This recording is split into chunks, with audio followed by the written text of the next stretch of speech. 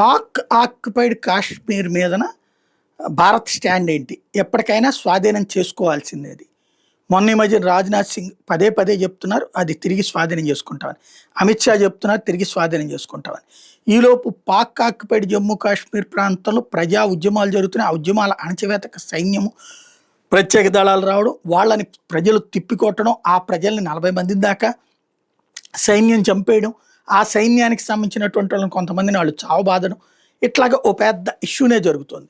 ఇదే సందర్భంలో అక్కడున్న ప్రజలైతే భారత్‌లో కలవాలని కోరుకునే వాళ్ళు ఒక 30% ఉంటే, మిగతా వాళ్ళు వేరేగా ఉన్నారు. అందుకనినే కాస్త వెనక ముందు ఆడుతున్నటువంటి పరిస్థితి. అక్కడ హింస గురించి వాళ్ళకి అవగాహన రావాలి, ఇక్కడ డెవలప్‌మెంట్ గురించి వాళ్ళకి అవగాహన రావాలి. తద్వారా సాధ్యం అన్నటువంటి దశల వారీగా చేసుకొస్తున్నారు. నరేంద్ర మోడీ ఇంకొకసారి ప్రధానమంత్రి ఎన్నికైతే మాత్రం పీఓజేకే ఖచ్చితంగా భారత్‌లో భాగమైపోతుంది, తీసుకొచ్చేయడం ఖాయం. ఆ దిశగా అడుగులు పడుతున్నాయి. ఈ లోపుగా పబ్లిక్‌ని అక్కడ కన్విన్స్ చేయడం అన్నటువంటి ఎత్తుగడ నడుస్తున్నటువంటిది. ఈ సందర్భంగా ఆర్ఎస్ఎస్ చీఫ్ మోహన్ జీ భగవత్ తాజాగా ఒక కీలకమైన వ్యాఖ్యలు చేసుకొచ్చారు.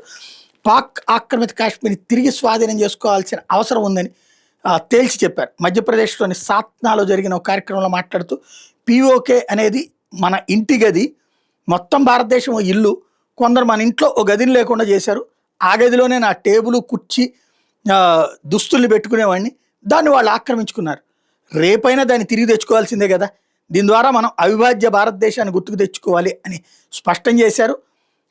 ఏదైతే దేశ విభజన సందర్భంగా పాకిస్తాన్ కాకుండా భారత్ని ఎంచుకున్నటువంటి సింధు ప్రాంత ప్రజల్ని అభినందించారు.